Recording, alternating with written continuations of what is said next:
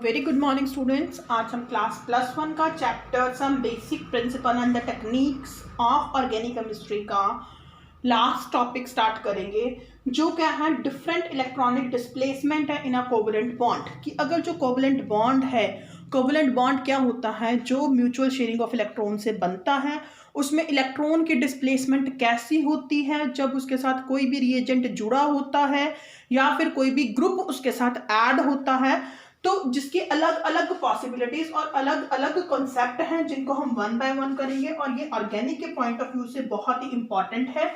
+2 में आपको ये वाली सारी टर्म्स बहुत बार देखने को मिलेंगी, तो आपने इनका मीनिंग क्या है और ये कैसे अप्लाई होता है, ये बहुत अच्छे से ध्यान रखना है बेटा। सबसे फर्स्ट हम करेंगे इंडक्टिव इफेक्ट। अब सबसे पहले अगर हम बात करें इंडक्टिव इफेक्ट होता क्या है, इंडक्टिव इफेक्ट में जो डिस्प्लेसमेंट होती है, displacement of electron in saturated carbon chain, means कि this is a carbon chain. अब आपको पता है कार्बन के बीच में क्या होता है, कोवलेंट बॉन्ड। तो इस बॉन्ड के जो इलेक्ट्रॉन है वो इधर वाली साइड जाएंगे या फिर वो इधर वाली साइड जाएंगे। कि ये इलेक्ट्रॉन्स की डिस्प्लेसमेंट कैसे होगी, ये किस पे डिपेंड करता है कि इसके साथ यहाँ पर कौन सा ग्रुप लगा हुआ है। तो that displacement of a electron in a saturated chain is called a inductive effect, जिसको हम क्या बोल देते हैं बेटा, आई इफेक्ट भी बोल देते हैं। अब ये डिस्प्लेसमेंट कैसे डिपेंड करती है इस ग्रुप पे, तो फर्स्ट पॉसिबिलिटी देखो क्या है कि जैसे कार्बन की चेन के साथ एक इलेक्ट्रॉन विड्रॉइंग ग्रुप लगा हुआ है। मैंने क्या बोला, कौन सा ग्रुप लगा हुआ है, electron withdrawing group. Electron withdrawing group जैसे Cl लगा हुआ है। Cl आपको पता है इसके ऊपर नेगेटिव चार्ज आता है, इसकी इलेक्ट्रोनेगेटिविटी हाई होती है, तो ये इलेक्ट्रॉन विड्रॉइंग इन नेचर है, जो इस बॉन्ड के इलेक्ट्रॉन को अपनी तरफ खींचेगा। तो जब इलेक्ट्रॉन विड्रॉइंग ग्रुप Cl इस कार्बन चेन के साथ जुड़ा, ज्यादा इलेक्ट्रोनेगेटिव होने की वजह से जो C और Cl के बीच में कोवलेंट बॉन्ड था, वो उस बॉन्ड के इलेक्ट्रॉन को अपनी तरफ खींचना शुरू करता है।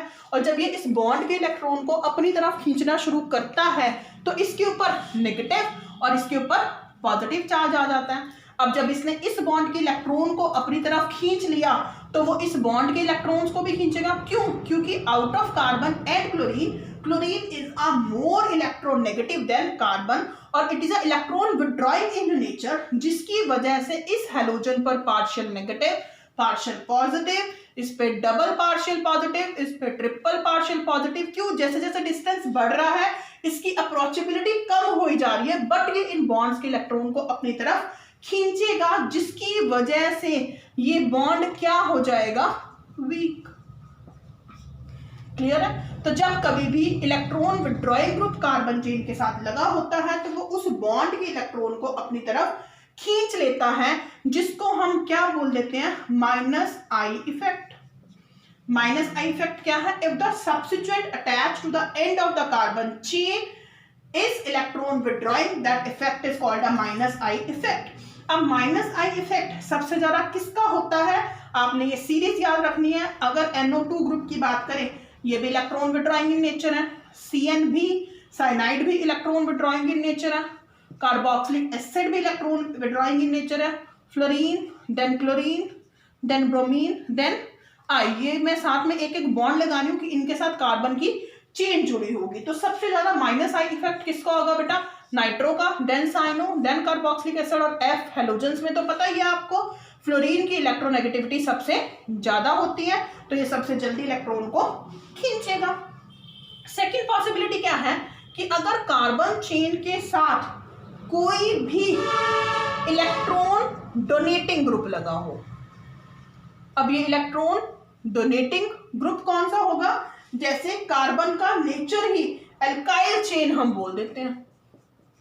एल्काइल ग्रुप जैसे मैंने क्या दिया, R इसके साथ लग गया, तो इसका नेचर इलेक्ट्रॉन डोनेट करने का है, तो ये अपने इलेक्ट्रॉन कार्बन चेन को देगा, तो इसके ऊपर नेगेटिव और इसके ऊपर पॉजिटिव चार्ज आ जाएगा, जिसको हम पार्शियल नेगेटिव, पार्शियल पॉजिटिव, इधर डबल पार्शियल नेगेटिव, इधर डबल ट्रिपल पार्शियल नेगेटिव। तो विद डिस्टेंस वो क्या होता रहेगा, कम होता रहेगा। तो जब कभी भी सब्स्टिट्यूएंट अटैच होता है eight the end of the carbon chain is the alkyl group या फिर इलेक्ट्रॉन डोनेटिंग ग्रुप, तो इसको हम क्या बोल देते हैं, माइनस आई इफेक्ट। और अगर हम माइनस आई इफेक्ट की बात करें तो ये सबसे ज्यादा किसका होगा बेटा, टर्शरी ब्यूटाइल का ज्यादा होगा, then isopropyl, then ethyl, then methyl. तो जितने ज्यादा नंबर ऑफ कार्बन एटम जुड़े होंगे at the end of a carbon chain उतने ज्यादा वो इलेक्ट्रॉन को डोनेट करेंगे।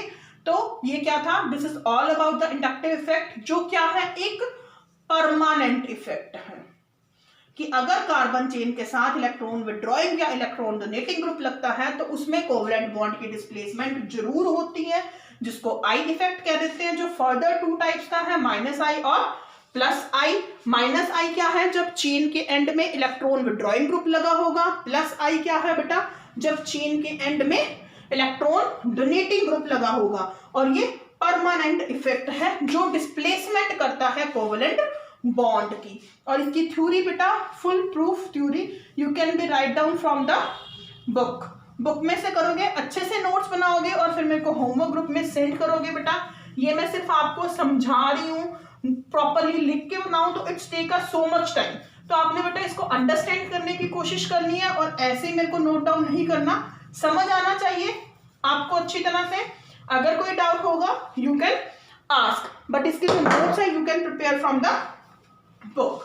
अब फर्स्ट इफेक्ट तो हो गया इंडक्टिव इफेक्ट, अब सेकंड क्या है बेटा, इलेक्ट्रोमरिक इफेक्ट। बहुत ही इंपॉर्टेंट है बेटा, ये अच्छी तरह से प्रिपेयर करोगे आप इनको। इलेक्ट्रोमरिक इफेक्ट में क्या होता है, it involve the transfer of electron. जो इलेक्ट्रोमरिक इफेक्ट है बेटा, इसमें क्या होता है, it involve the transfer of electron of multiple bond to one of the bonded atom. Usually किसकी तरफ जाएंगे डबल बॉन्ड के इलेक्ट्रॉन, यूजुअली जो मोर इलेक्ट्रोनेगेटिव इन नेचर होगा, in presence of attacking reagent, जिसको हम क्या बोल देते हैं बेटा, ई इफेक्ट भी बोल देते हैं। जैसे देखो C double bond O, this is a carbonyl group. अब इस डबल बॉन्ड के इलेक्ट्रॉन या तो ऑक्सीजन के ऊपर जाएंगे या फिर कार्बन के ऊपर जाएंगे, क्योंकि डबल बॉन्ड के आसपास दो ही बॉन्डेड एटम है। ये किस पे डिपेंड करता है कि ये O पे जाएंगे कि C पे जाएंगे, जो भी ग्रुप इसके साथ रिएक्ट करेगा। अगर तो ज्यादा इलेक्ट्रॉन नेगेटिव ग्रुप लगा है जिसके ऊपर नेगेटिव चार्ज है तो वो इस बॉन्ड को इलेक्ट्रॉन देगा, अगर पॉजिटिव है तो इसको देना पड़ेगा इलेक्ट्रॉन। तो that transfer of a multiple bond is called a E effect. और ये जो ई इफेक्ट है अगर मैं करूं तो इस डबल बॉन्ड की शिफ्टिंग कैसे कर सकती हूँ, सी और ओ में से ओ ज्यादा इलेक्ट्रोनेगेटिव है तो इसको इधर शिफ्ट कर दिया तो ओ के ऊपर क्या आ जाएगा, नेगेटिव चार्ज, क्योंकि दो लोन पेयर पहले ही थे बेटा इसके ऊपर, एक बॉन्ड को और शिफ्ट कर दिया, एक बॉन्ड मतलब 2 इलेक्ट्रॉन, तो इसके ऊपर नेगेटिव और इसकी वैलेंसी कम होगी, 3 बॉन्ड होगी ना, वैसे कार्बन की 4 वैलेंसी होती है तो इसके ऊपर पॉजिटिव चार्ज। तो ये क्या है बेटा, ई इफेक्ट बोलते हैं। अब जो ये ई इफेक्ट है बेटा ये टेम्परेरी होता है। क्यों टेम्परेरी होता है, क्योंकि ये किस पे डिपेंड करता है, ये अटैकिंग रिएजेंट पे डिपेंड करता है कि हम कौन सा रिएजेंट ऐड कर रहे हैं। अगर हम रिएजेंट ऐड करेंगे तो ये चेंज हो जाएगा, अगर हम रिएजेंट को रिमूव करेंगे तो दोबारा से ये अपनी उसी पोजीशन पर आ जाएगा। तो कैसे देखो, अगर C डबल बॉन्ड C है, इसके साथ H पॉजिटिव जुड़ रहा है, मतलब अब एक रिएजेंट इसके साथ जुड़ रहा है जो क्या है H पॉजिटिव। अब पॉजिटिव का मतलब आपको क्या, इलेक्ट्रॉन की कमी है। अब इसके पास इलेक्ट्रॉन की कमी है तो इस बॉन्ड, डबल बॉन्ड मतलब इलेक्ट्रॉन ज्यादा, तो इस डबल बॉन्ड के इलेक्ट्रॉन को इसके साथ दे दिया, तो क्या हुआ यहाँ पर C डबल बॉन्ड ऐसे ही रहा, C मतलब H पॉजिटिव इसके साथ जुड़ना चाहता था जिसके पास इलेक्ट्रॉन की कमी थी, तो डबल बॉन्ड को इसको दे दिया, तो इसकी वैलेंसी क्या हो गई, इनकम्प्लीट होगी, बट H इसके साथ जुड़ गया। तो जब डबल बॉन्ड के इलेक्ट्रॉन को किसी ऐसे एटम को दिया जिसके पास इलेक्ट्रॉन की कमी थी, उसको क्या बोल देते हैं बेटा, प्लस ई इफेक्ट। दूसरी पॉसिबिलिटी देखो, जैसे सी डबल बॉन्ड ओ है, अब इस पे अगर मैंने Cl नेगेटिव जोड़ा, नेगेटिव का मतलब क्या हुआ कि इसके पास एक्सेसिव इलेक्ट्रॉन है, तो इस बॉन्ड को मैंने इधर शिफ्ट करा तो इसके ऊपर नेगेटिव और इसके ऊपर पॉजिटिव। अब जो डबल बॉन्ड किसी बाहर वाली स्पीशीज को तो नहीं दिए, इस डबल बॉन्ड की माइग्रेशन उस मॉलिक्यूल के अंदर ही हुई है। अब पॉजिटिव मतलब जो बाहर वाला था वो अपने इलेक्ट्रॉन इसको देगा, वो अपने इलेक्ट्रॉन इसको देगा, तो O पर तो नेगेटिव रहा और Cl कहाँ जुड़ गया, यहाँ पे जुड़ गया, तो ये क्या है माइनस ई इफेक्ट। क्लियर है बेटा? ध्यान से देखना, ये देखो क्या होगा कि अगर जो भी हम अटैकिंग रिएजेंट जोड़ रहे हैं उसके पास इलेक्ट्रॉन की कमी है, तो ये ट्रिपल बॉन्ड के इलेक्ट्रॉन उसको दिए जाते हैं, तो प्लस ई है। अगर जो भी स्पीशीज जुड़ रही है नेगेटिव जुड़ रही है और वो इस पॉजिटिव के साथ जुड़ रहा है, और जो डबल बॉन्ड के इलेक्ट्रॉन थे वो किसी बाहर वाले को नहीं दिए जा रहे हैं, वो उस मॉलिक्यूल के अंदर ही रह रहे हैं, तो वो क्या है माइनस ई इफेक्ट। तो ये दोनों इफेक्ट आपने अच्छी तरह से करने हैं।